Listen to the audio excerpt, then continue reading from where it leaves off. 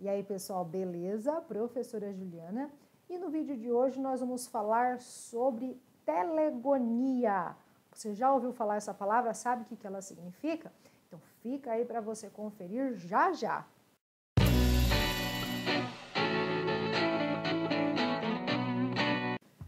Então, o que significa esse termo telegonia, tá?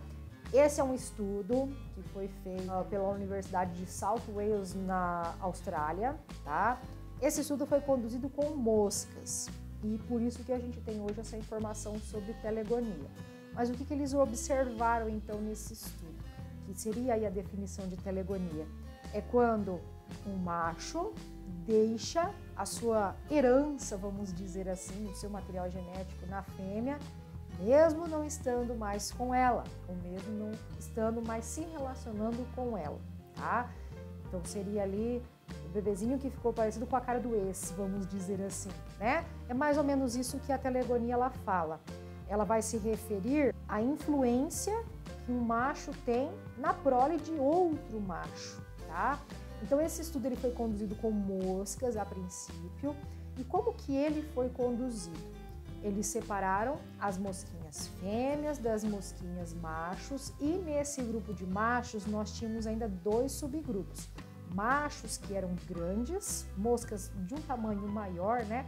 E machos menores. Então esses machos que tinham um tamanho menor do que um determinado parâmetro lá, ficaram num grupo e os que tinham um tamanho maior que esse ficaram em outro subgrupo.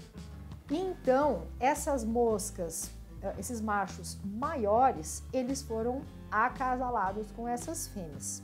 Nós tivemos uma descendência de machos maiores, fêmeas maiores, né, mosquinhas maiores, porque somou-se ao tamanho das duas, né? Então a gente espera que a descendência venha de machos maiores.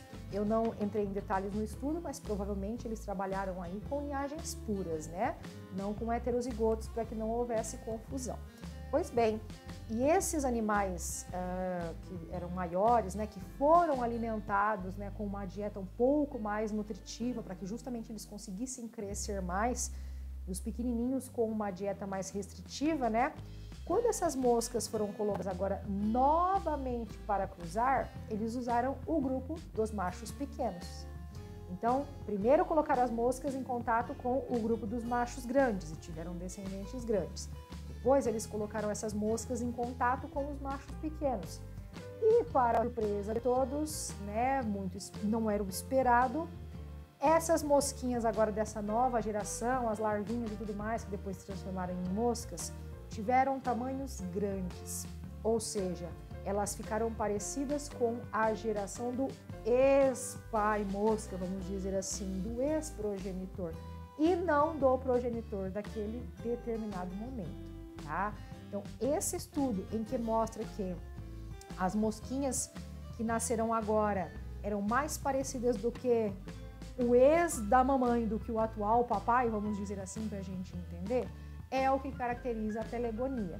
Então, hoje nós já temos estudos comprovando que isso acontece nas moscas, porém, antes disso, a telegonia era considerada uma superstição. Então, as pessoas falavam assim que, puxou o ex, né, pareceu com alguém e tal, né?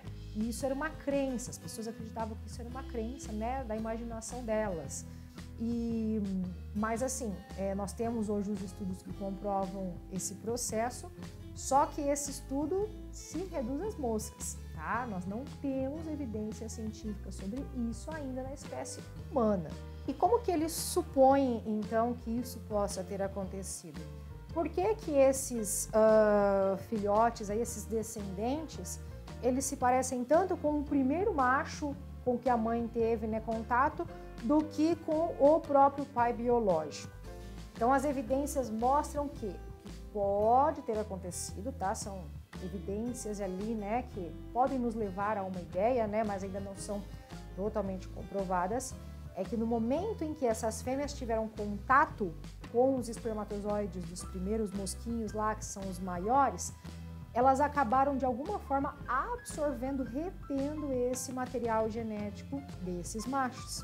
Então esse material genético ficou retido com essas moscas e depois, quando elas então acasalaram com os outros, ela acabou, vamos dizer, de certa forma, usando aquele material anterior do que do macho naquele momento, naquela ocasião ali. Então esse sêmen do macho foi absorvido pelos óvulos ainda imaturos da mosquinha e ela acabou, né, transferindo isso para os seus descendentes. E por isso que a gente não tem, então, essa prole nascendo igual o pai biológico, mas sim como o pai anterior, certo?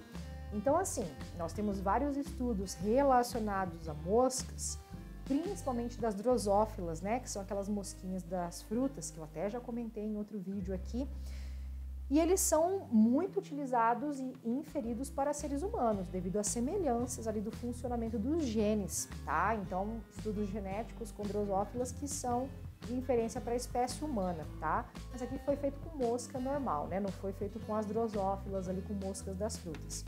E até hoje nós não temos, então, nenhuma evidência de que isso aconteça com outros animais. Só com as moscas mesmo. O animal na natureza, incluindo a espécie humana, nós não temos estudos ainda, tá? Então, fica a curiosidade, né? Se as moscas conseguem, se de repente os óvulos imaturos das moscas conseguem reabsorver ou absorver o sêmen, né, de determinado parceiro que não é mais o parceiro atual, e os descendentes do parceiro biológico atual não se parecem com ele, mas sim com o ex, né? Será que essa possibilidade não existe em outros animais? Será que isso não existe na espécie humana? Será que isso não seria uma estratégia evolutiva da fêmea, no caso, para que ela pudesse reter a maior quantidade de material genético possível dos machos com quem ela tivesse, para que isso gerasse uma variabilidade genética na natureza, né? Não sabemos ainda, tá? Então, eu vou deixar essa curiosidade aqui, mas já vou deixar de antemão aqui para vocês, no final desse vídeo, o novo vídeo do canal ali, que é um vídeo sobre microquimerismo, que tem um pouco a ver com essa história também. No caso do microquimerismo, nós já temos comprovações na espécie humana, certo? Os estudos estão avançando e a gente vai comentar um pouquinho mais nesse vídeo, então você clica aqui, né? Aproveita e já se inscreve no canal, curte, comenta, compartilha com alguém, diga que se você já tinha ouvido falar sobre esses estudos, sobre esse tipo de pesquisa, o que você acha que ia acontecer se na espécie humana a gente tivesse algo desse tipo acontecendo. Porque você já sabe, né? Biologia não é só para você passar no Enem, no vestibular, gabaritar a prova de ciências da natureza do Enem, né? Não só. Biologia é para a sua vida.